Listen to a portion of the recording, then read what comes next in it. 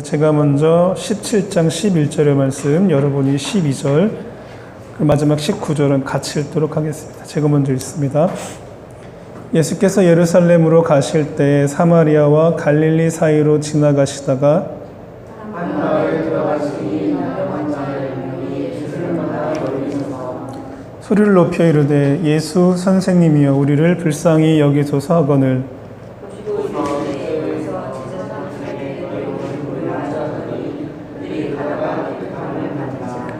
그 중에 한 사람이 자기가 낳은 것을 보고 큰 소리로 하나님께 영광을 돌리며 돌아와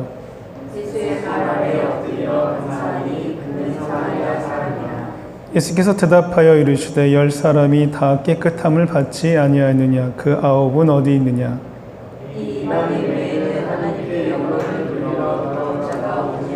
함께 그에게 이르시되 일어나 가라 내 믿음이 너를 구원하느니라 하시더라.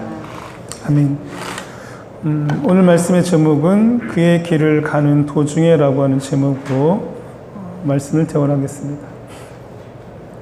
우리가 지금 읽은 누가복음 17장 11절부터 시작되는 이 말씀을 다시 한번 읽어보면 예수님께서 예루살렘으로 가실 때에 일어난 일임을 알 수가 있어요. 예수님은 이 땅에 오셔서 하나님 나라가 가까이 왔다라고 선포하시고 그리고 사람들 사이를 다니시면서 많은 기적과 또 병자들을 치유하시고 그리고 말씀을 가르쳐 주시고 하나님의 영광에 대해서 이렇게 이야기를 계속해서 하셨죠. 이렇게 계속되어진 여정들을 복음서에서 보면 단 한 번도 또 그 어느 곳에서도 예수님이 그분의 길을 계속해서 걸어가실 때에 마음 편히 쉬셨다, 참으로 즐거웠다, 기뻤다라고 하는 표현이 안 나오고 그분이 가시는 걸음, 그 길이 힘들고 또 고난스러웠고 마음이 많이 고단하신 것이라고 이렇게 표현된 것을 자주 만날 수가 있습니다. 그럼에도 불구하고 그분은 한 번도 그분이 가야 할 길, 또 계속해서 걸어가야 할 길을 포기하지 않음을 볼 수가 있죠. 누가복음 17장 11절에 나와 있는 말씀처럼 예수님께서 예루살렘으로 가실 때에 그 길을 계속해서 걸어가실 때에 10여 명의 나인들, 나병 환자들, 오늘날 말로는 한센병이라고 이야기하는데 그 환자들을 만나게 됩니다. 인생은 누구를 만나느냐에 따라서 달라지잖아요. 우리나라 속담에도 지금은 잘 쓰지 않지만 여자 팔자는 뒤움박 팔자라고 이렇게 이야기합니다. 이 뒤움박이라고 하는 거는 박이 열리면 그리고 그 박을 따서 그 속을 다 긁어내고 그리고 예전에는 냉장고나 이런 보관할 수 있는 물품들이 없었기 때문에 그 뒤움박에다가 계란이나 또 그때는 계란이 무척 귀했으니까 씨앗이나 종자 같은 것들을 보관했는데 이 뒤움박이 어느 집에서는 쓸모없는 것들, 잡스러운 것들을 담고 또 어느 가정에서는 매우 귀한 것들을 담는 그런 그릇이 되다 보니까 마치 여자의 삶도 어느 남편을 만나느냐, 누구를 만나느냐에 따라서 그 삶이 달라지더라라고 하는 표현으로 그렇게 비유적으로 썼습니다. 그런데 비단 여자가 어느 남편을 만나는 것에 따를 뿐만 아니라 우리 사람들도 누구를 만나느냐에 따라서 인생이 달라지는 것을 볼 수 있죠. 요즘에 유행하는 글 중에 이런 글이 있어요. 어느 그 미혼 남자가 결혼한 사람한테 물었어요. 결혼이 뭐예요? 이렇게 물었더니 어떤 그 유부남이 이야기하기를 이렇게 얘기해요. 그러니까 내가 사랑하는 여자친구가 있는데 이 여자친구가 집으로 놀러와서 같이 재밌는 드라마도 보고 또 맛있는 요리도 같이 해먹고 그리고 이런저런 이야기를 커피를 마시면서 이야기를 하다가 늦은 밤이 되었는데 이제 나도 개인 취미 생활을 해야 되고 게임도 해야 되는데 이 여자친구가 집에 돌아가지 않는다고 이러한 날의 연속이 바로 결혼이야 라고 이렇게 이야기를 해요.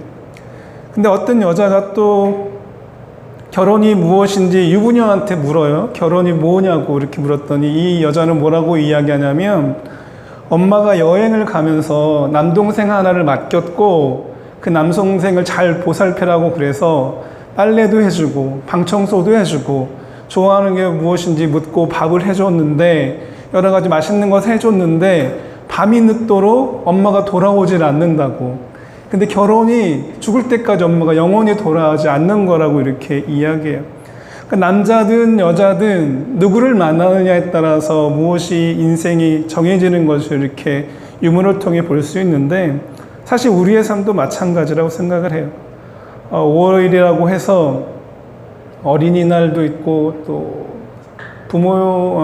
어버이 주일도 있고 또 스승주일도 있고 여러 가지 날들이 있지만 결국은 이런 날들을 기념하는 게 나와 관계를 맺는 사람이 누구인가에 따라서 이렇게 되어지지 않겠느냐라고 보여져요. 그런데 오늘은 그 만남 중에 특별히 부모의 만남도 아니고 또 친구와의 만남도 아니고 하나님과의 만남, 신과의 만남을 다루고 있는 이야기라고 말할 수가 있어요. 이 누가복음 17장 11절 첫 시작부터 우리가 이 개역 성경이기 때문에 잘 드러나지 않는데 영어 성경을 보면 이 10절 말씀까지 딱 끝난 뒤에 어떤 단어가 나오냐면 now라고 하는 단어가 나와요. 이제라고 하면서 주의를 다시 한번 환기시키죠. 그러니까 17장 1절부터 10절까지의 말씀은 예수를 따라가는 무리들, 제자의 삶이 무엇인지에 대해서 이야기하는데 제자란 곧 끝없이 누군가를 용서하는 것이고 자기에게 잘못한 일을 아무런 조건 없이 받아들이는 것이고 그리고 믿음 가운데 기도하면서 살아가는 것이다라고 말씀을 한 뒤에 이제라고 이렇게 주의를 다시 한번 환기시키는 겁니다. 그러면서 제자됨의 한 요건을 또 다시 이야기하는데 그것이 바로 하나님과의 만남이다라고 11절 이후부터 이야기합니다. 예수가 계속해서 그분의 길을 걸어가요. 하나님께로부터 받은 그 사명, 그 운명의 길을 순종하면서 나아가요. 그런데 이 길은 일종의 타협이나 어떤 딜이 없이 묵묵히 힘들고 어려워도 가는 길임을 볼 수가 있어요. 11절 말씀에 예수께서 예루살렘으로 가실 때에 사마리아와 갈릴리 사이로 지나가시다가라고 하는 이 표현이 나오는데 예수님이 걸어가신 길은 사마리아로 향한 길도 아니고 또 그 길은 갈릴리로 향한 길도 아니라고 이야기하고 있어요. 사마리아는 지역적으로, 그러니까 세속적으로 이스라엘 역사를 보면 저주받은 땅이라고 이렇게 이야기해요. 왜냐하면 이 사마리아가 하는 지역이 이스라엘 여러 가지 힘들 때에 외세 침략으로 인해서 그 땅이 빼앗겼고 그 사마리아라고 하는 지역에 유대 민족이 아니라 이스라엘 전통 민족들이 사는 것이 아니라 다른 외부의 타 민족들이 와서 이렇게 혼혈된 많은 그런 사람들이 태어난 곳이고 자라난 곳이기 때문에 그래요.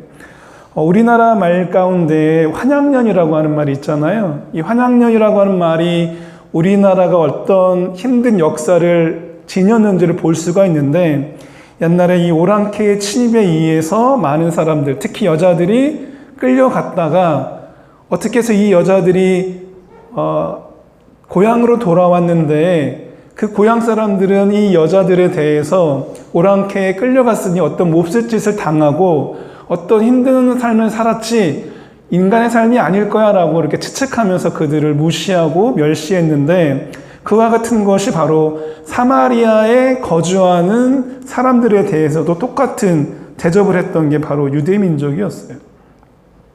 그런데 예수님은 바로 그 길로 걸어간 것이 아니고 또 갈릴리라고 하는 우리나라 같은 상황에 적용하다면 광주 같은 곳이라고 말할 수가 있는데 많은 저항이 있고 많은 인간적으로 올바르게 살려고 버팅기고 또 타 민족에 의해서 강압받는 그 삶이 싫어서 저항하고 독립하려고 했던 그 땅이 바로 갈릴리라고 말할 수 있어요. 근데 예수님은 그 길로도 가지 아니하고 바로 예루살렘으로 갔다라고 이렇게 이야기해요.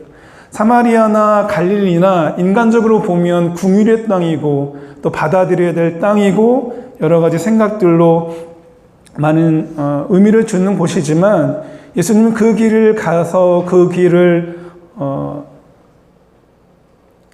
그 땅을 회복시킨 것이 아니라 바로 죽음의 길이고 또 순종의 길이고 고난의 길이었던, 그렇지만 미래를 향한 길이었던 그 예루살렘으로 올라갔다라고 이렇게 말씀하고 있어요. 그 길에서 사람들을 만나는데 바로 한센병 환자들 모두 10명을 만나게 돼요. 우리 3절의 말씀을 한번 읽어보도록 하겠습니다. 13절의 말씀 그리고 14절의 말씀 같이 읽도록 하겠습니다. 같이 읽습니다. 소리를 높여 이르되 예수 선생님이여 우리를 불쌍히 여기소서거늘 보시고 이르시되 가서 제사장들에게 너희 몸을 보이라 하셨더니 그들이 가다가 깨끗함을 받은지라. 예수님이 길 위에서 사람들을 만납니다. 그런데 이 한센병 환자들, 나병 환자들은 예수님께 가까이 가지 못하고 멀리 떨어져 있으면서 소리를 질러 예수를 부르고 있어요. 이들이 어디로부터 왔는지는 알 수 없지만 뒤에 예수님을 만나러 온 한 명의 사마리아인을 통해서 이들이 아마 사마리아와 갈릴리 그 어둠의 공동체를 형성하지 않았는가라고 이렇게 추측할 수는 있어요. 왜냐하면 이 한센병 환자들은 일반 사람들과 같이 살 수 없도록 율법이 이미 정해져 놓았기 때문에 그래요. 그래서 구약 레위기를 보면 이 나병 환자라고 판명된 자들, 한센병자라고 판명이 되면 사회로부터 격리시키고 이들을 떼를 지어 살 수 있도록 또 다른 공동체를 형성할 수 있도록 이렇게 만들어 놓았어요. 그러니까 이 한센병 환자들은 늘 자신들을 나는 사회로부터 떨어져 나온 버림받은 사람들이다. 내 몸마저 아픔이 있고 또 피부가 떨어져 나가고 뼈가 부러져도 아픔을 모르는 개인적인 병뿐만 아니라 사람들로부터도 멸시당하고 소외당하는 불쌍한 인생이다라고 이렇게 생각을 했다는 거죠. 근데 이 한센병 환자들 10여 명이 같이 모여 있다고 한다는 것은 그들을 묶는 공통 분모가 바로 이 한센병이라고 하는 것을 볼 수가 있어요. 마음이 통해서도 아니고 뜻이 맞아서도 아니고 같은 피부치여서가 아니라 아픔이 있는 까닭에 이들이 같이 모여 있었다는 거예요. 그러니까 그 공동체 안에는 얼마나 큰 원한과 두려움과 슬픔과 아픔이 계속해서 있었겠어요. 그런데 이들은 늘 마을 근처에 살았지만 마을로 들어가지 못했지만 마을에서 일어나는 일들을 다 경험을 했거든요. 그래서 예수에 대한 소문을 듣고 그들이 예수를 만나기 위해서 지금 길 위에서 예수님을 기다린 겁니다. 지금도 그러하지만 다양한 형태의 가족들이 우리 주변에 있잖아요. 지난주에 그 차인표 신야라 씨 한 인터뷰를 읽었는데 이분들이 첫째는 자신들의 아이지만 둘째, 셋째는 입양한 아이라고 얘기해요. 근데 이 둘째를 입양하고 이 아이가 컸을 때 어느 날은 학교 친구로부터 너는 버려진 아이야, 주워온 아이야, 너희 엄마 가짜야 라고 하는 이야기를 이 딸 이름이 예은이라고 하는데 이 예은이가 신혜라한테 와서 울고불고 했나 봐요. 근데 이 신혜라 씨가 예은이를 데려놓고 뭐라고 얘기하냐면 너 만일에 너에게 그러한 이야기를 한 친구를 다시 만나서 이야기할 기회가 생기면 엄마한테 데려와라. 내가 너에 대해서 이야기하고 너가 어떤 아이인지 말해주고 싶다라고 이렇게 이야기했다고 해요. 그리고 얼마 지나지 않아서 이 예은이가 그 친구를 데려오게 되고 이 신혜라 씨가 그 아이를 만났는데 뭐라고 얘기했냐면 이 세상에는 다양한 형태의 가족이 있는데 이 예은이와 나와의 만남은 또 다른 가족의 형태로 만났어 라고 얘기해요. 그리고 예은이를 향해서 뭐라고 얘기하냐면 나는 너를 가슴으로 낳았어 라고 이렇게 이야기했다고 해요. 그리고 만일에 예은이 엄마, 너를 낳고 사람들이 버렸다고 하는 그 엄마를 만나게 되면 나는 이렇게 얘기할 거야 라고 했다고 그래요. 아마 미혼모가 낳는지 어떠한 사연이 있는지는 모르겠지만 대부분의 사람들이 원치 않은 아이를 갖게 되면 지워버리잖아요. 낙태를 하잖아요. 그런데 이 예은이 엄마는 낙태를 하지 않고 너를 이 세상에 태어나게 했어. 그러니까 너는 버려진 아이가 아니라 살아난 아이야 이렇게 이야기하고 싶다고 이렇게 얘기하고 그 어머니에 대해서 고맙다고 얘기하고 싶어라고 그 예은이와 그 친구에게 이렇게 얘기했다고 그래요. 그러니까 이 이야기를 통해서 제가 경험한 것 또 느낀 것이 뭐냐면 어떠한 사건에 대해서 우리가 바라보는 시각은 부정적일 수 있고 또 두려움에 사로잡혀서 혹은 슬픔에 사로잡혀서 바라볼 수 있었지만 이 시네라 씨나 또 예수님이 바라보는 이 한센병 무리들은 다른 시각으로 가족들을 볼 수 있다는 거예요. 이 한센병 이야기를 계속해서 읽다가 보면 또 다른 의미가 그 안에 있다는 것을 볼 수 있습니다. 우리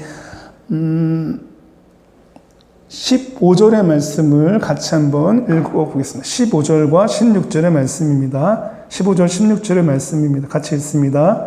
그 중에 한 사람이 자기가 낳은 것을 보고 큰 소리로 하나님께 영광을 돌리며 돌아와 예수의 발 아래 엎드려 감사하니 그는 사마리아 사람이라. 이 한센병 환자, 특히 10명 가운데에 사마리아 출신의 사람이 나음을 입었다고 성경은 기록하고 있어요. 지역적으로도 어려운 지역에서 살던 사람이었고, 그리고 지금 개인적으로도 한센병이라고 하는 병을 가진 사람이었고, 그러니까 그 누구보다도 이중의 고통을 지닌 사람이었다고 성경은 우리에게 말하고 있어요. 예수님은 이들에게 뭐라고 말씀을 하셨냐면 이 10명이 멀찍이 서서 우리를 고쳐주소서, 우리를 불쌍히 여기소서라고 소리를 질렀을 때 직접적으로 내가 너를 고치겠다 말하지 않고 그 과정을 생략하고 가서 너희의 몸을 제사장에게 보여라라고 이렇게 말씀을 해 주셨어요.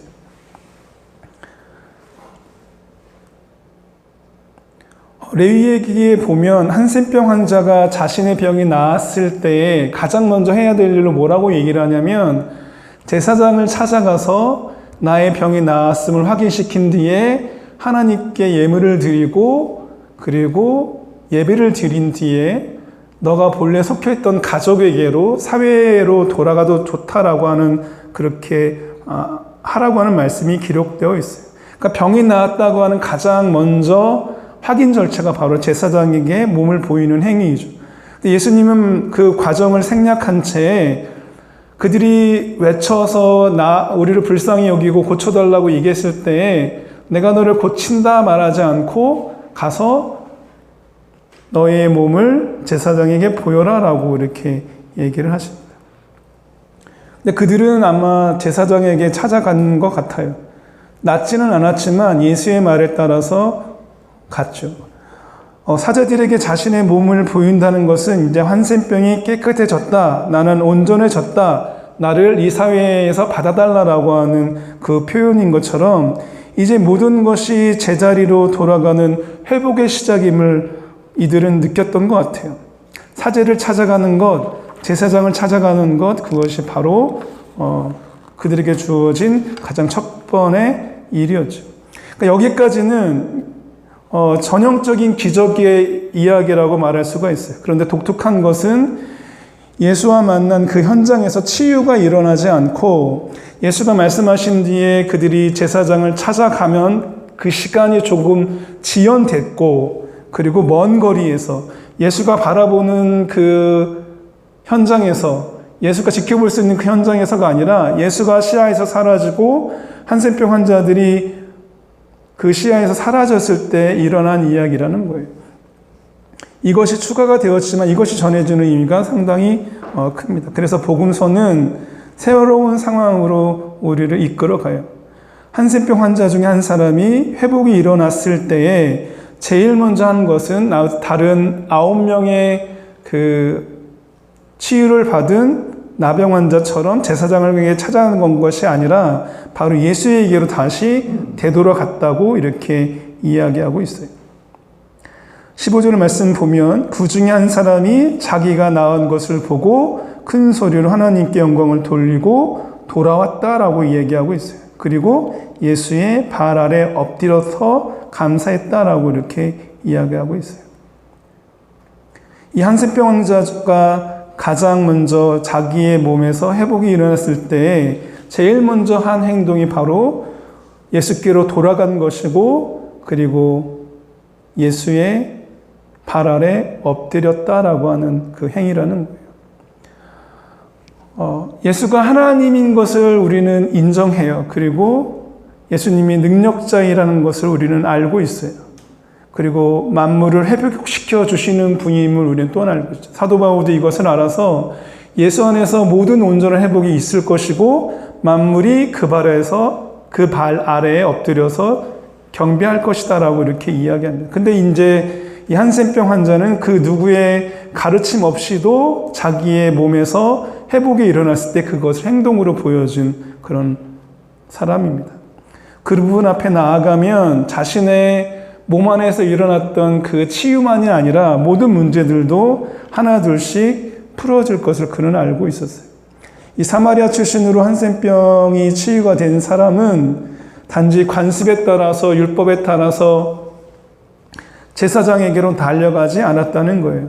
당시 권위자에게 찾아가서 확인받고 세상적으로 깨끗해졌다고 인정받으려 하지 않았다는 거예요.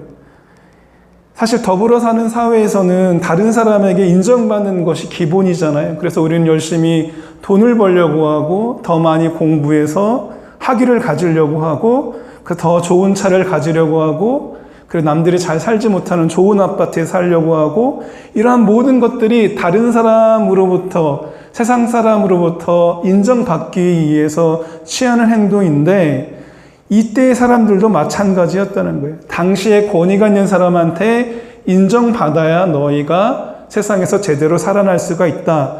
너희가 나병 환자지만 온전히 깨끗해지면 가장 먼저 제사장에게 찾아가서 온전해졌다고 나도 이제 사람이라고 인정받고 살아라 라고 이렇게 말을 했지만 이 나병 환자, 사마리아 출신으로 한센병이 치유가 된 이 나병 환자는 그렇게 살지 않고 오히려 예수에게로 다시 돌아왔다고 이야기하고 있어요.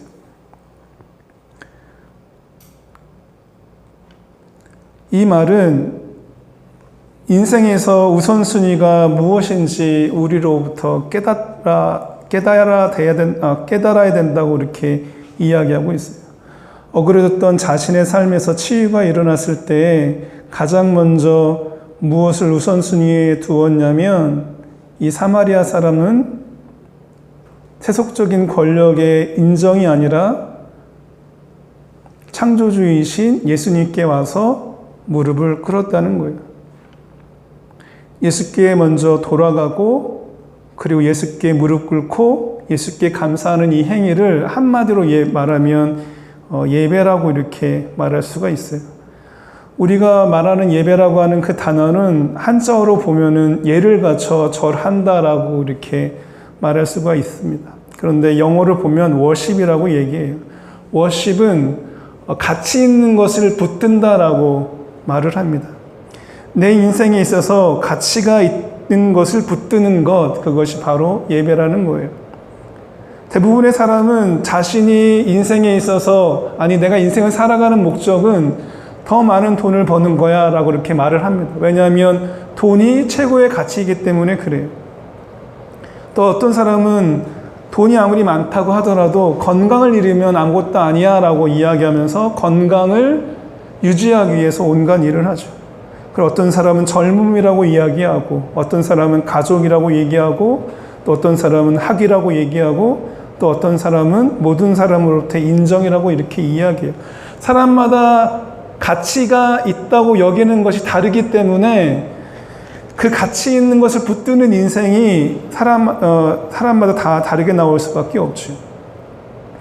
복음서를 읽다 보면 오병이어의 사건이 나와요. 많은 사람이 모였을 때에 그 많은 사람이 먹을 것이 없을 때에 한 소년이 물고기 5마리, 떡 2덩어리를 예수께 가져왔을 때에 5,000명이 먹고 또 7,000명이 먹고 남는 그런 일들이 있었어요. 많은 사람들이 그걸 경험했을 때에 예수는 우리를 배불리게 하는 사람이야 라고 여겼고 그 사건 이후에 계속 예수를 따라다녔죠. 그런 일들을 보고 예수님이 뭐라고 말씀하셨냐면 너희의 신은 너희의 배다라고 이렇게 얘기했어요. 너희를 배부르게 하는 것, 너희가 가치 있다고 여기는 것은 온전히 배부른 일밖에 없기 때문에 너희의 배가 너희의 하나님이고 너희의 배가 너희의 신이다라고 이렇게 책망하시면서 말씀하신 적이 있죠. 오늘날로 별로 다르지 않다고 보여져요. 인생에 있어서 가치 있는 것을 가치 있다고 말하는 것이 사람마다 다르기 때문에 그러해요.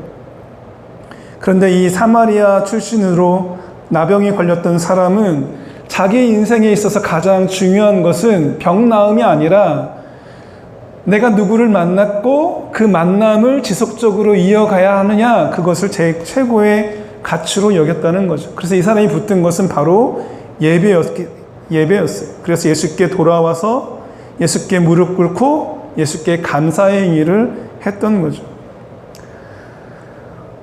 이분이 바로 나에게 생명을 주셨고 이분이 바로 나에게 사람답게 살게 하셨다라고 하는 그 표현이 바로 예배 행위로 나타나고 있어요. 그래서 오늘의 이 이야기는 예수는 나병을 고치기도 한다라고 하는 능력자의 모습을 말하는 것이 아니에요. 그리고 우리에게 어떠한 문제거리가 해결됐을 때, 우리가 기도하는 것이 응답받았을 때 하나님께 감사해야 된다라고 하는 그 감사의 행위를 말하고 있는 것도 아니에요. 근데 많은 분들이 이 본문을 가지고 뭐라고 얘기하냐면 감사절에 우리가 감사해야 될 조건으로 이렇게 말하고 있어요. 그런데 오늘 이 이야기는 17장 1절부터 계속해서 이어지는 관점에서 보면 우리가 만나는 그 분이 누구인지를 붙들고 그분을 만났을 때 어떠한 관계로 우리의 인생을 살아가야 할 것인지에 대해서 이야기하고 있어요. 우리도 경험하고 있는 바이지만 모든 사람에게 하나님의 자비와 사랑이 똑같이 제공이 되어져요. 그리고 예수를 통해서 하나님은 일하시고 또 예수를 통해서 하나님은 자신이 어떠한 분이심을 보여주고 있죠. 기독교인은 바로 이것을 받아들이는 사람이고 이것을 통해서 하나님께 예배하는 사람들이에요. 여러분이 하나님을 만났으면 그 하나님이 어떠한 분이신지를 이제는 경험해야 된다고 저는 믿고 있어요. 하나님이 단지 내 건강을 치유해 주시고 유지시켜 주시고 내가 원하는 바, 소원하는 바를 이루어 주시는 분이라고만 여긴다면 불교에서 말하는 부처나 또 마음엇교에서 말하는 마호멧에 불과한 하나님을 믿는 거죠. 그러나 기독교에서 말하고 있는 예수님, 기독교에서 말하고 있는 하나님은 전혀 다른 분이라는 거예요. 저는 여러분들이 하나님을 만나서 하나님과의 새로운 그 관계로 들어갔으면 좋겠어요. 단지 감사를 드리는 사람이 아니라 그 다음 단계에 있는 것이 무엇인지 경험하는 사람이 되었으면 좋겠어요. 이 사마리아 사람은 육체적인 회복을 경험한 뒤에 그 너머에 있는 것을 예수로부터 듣게 됩니다. 17절 말씀부터 마지막 19절 말씀까지 같이 읽도록 하겠습니다. 17절, 18절, 19절의 말씀입니다. 예수께서 대답하여 이르시되 10사람이 다 깨끗함을 받지 아니하였느냐? 그 아복은 어디 있느냐? 이 이방인 외에는 하나님께 영광을 돌리러 돌아온 자가 없느냐 하시고 그에게 이르시되 일어나 가라, 내 믿음이 너를 구원하였다. 이 사마리아 사람에게 있어서 가장 절실했던 문제는 뭐였냐면 자기의 나병, 한센병이 치유가 되는 것이었거든요. 그래서 그 믿음으로 열찍이 서서 예수를 봤을 때에 예수에 대한 소문을 듣고 그를 봤을 때 예수를 향해서 나를 불쌍히 여겨달라고 외치는 거였고, 그리고 그것이 예수의 귀에 들려서 나음을 입었어요. 그러니까 이 사람의 문제는 해결이 된 거죠.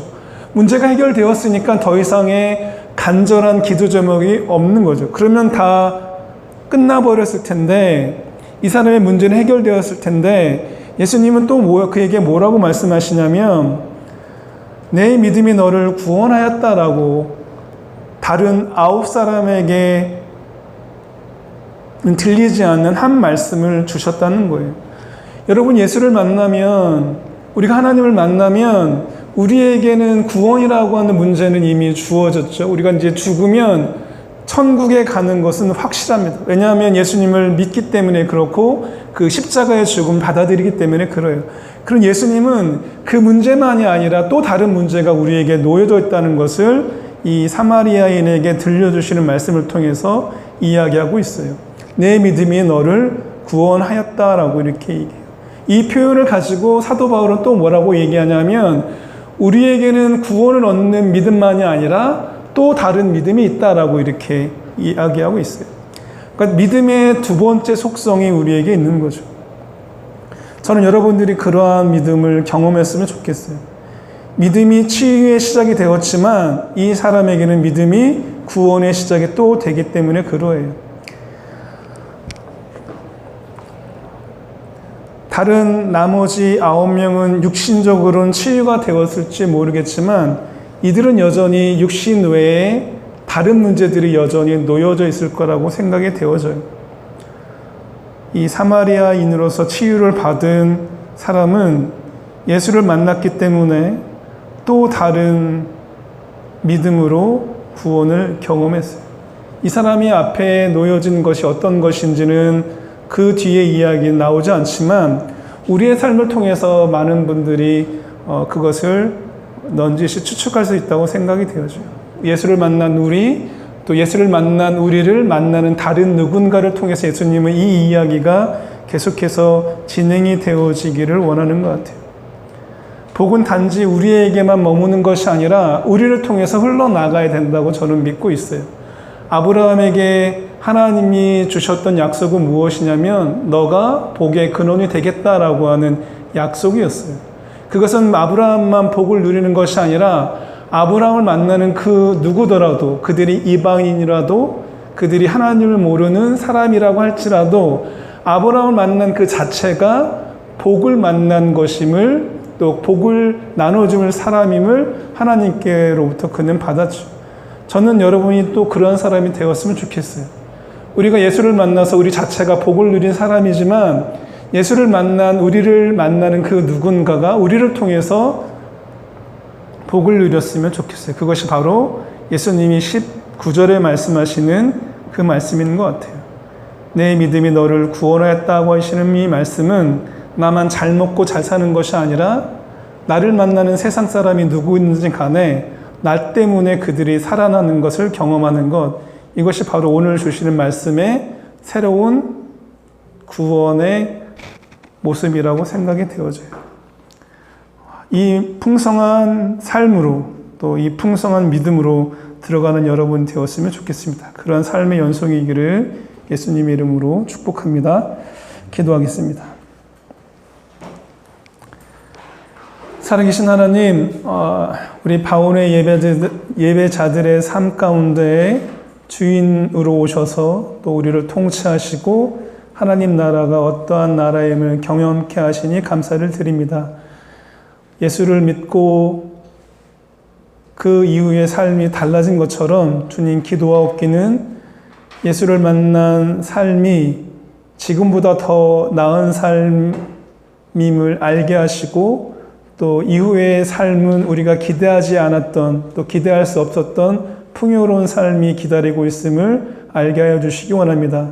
나와 내 가족과 내 친척들만 잘 먹고 잘 사는 길로 나아가지 않도록 도우시고 나를 만나는 사람이 하나님을 알든 모르든 또 병이 있든 병이 없든 또 많이 배운 사람이든 배우지 못한 사람이든 예수를 만난 나를 통해서 그들이 하나님 또한 만나게 하시고 그들의 삶이 또한 나아질 수 있도록 우리를 사용해 주시고 또 바우나의 예배자들을 사용해 주시기 원합니다.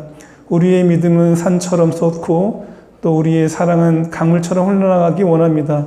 바울의 예배자들의 삶 가운데에 그런 역사가 일어날 수 있도록 도우시고 우리의 삶이 주님께 붙들리는 삶이 되기를 계속해서 예수를 만나고 예수께 예배하고 하나님께 예배하는 삶이 되기를 원하오니 우리에게 그러한 복을 계속해서 주시옵소서. 예수님의 이름으로 기도합니다. 아멘. 주는 평화 우리 부르고 준비